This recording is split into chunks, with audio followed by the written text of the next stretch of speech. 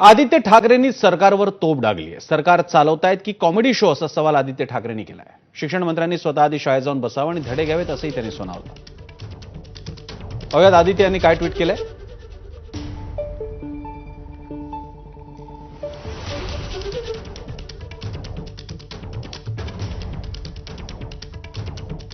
ठाकरे म्हणतात शिक्षण मंत्र्यांनी स्वतः आधी शाळेत जाऊन बसावं आणि असे धडे घ्यावेत। आधीच पहिलीतल्या मुलांवर 3 भाषा शिकण्याची सक्ती, त्यात पुस्तक नाही तर मौखिक अभ्यास। हे सरकार चालवतायत की कॉमेडी शो? काय बोलताय, काय ठरवताय?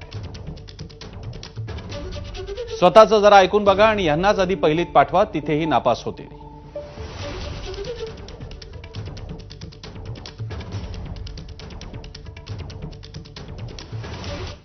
शेतकरी कर्जमाफीबद्दल महसूल मंत्री चंद्रशेखर बावनकुळे यांनी मोठं वक्तव्य केलंय। कर्जमाफीसाठी उच्चस्तरीय समिती तयार होते, अधिवेशन काळात त्याबद्दल घोषणा करू असं बावनकुळे म्हणाले।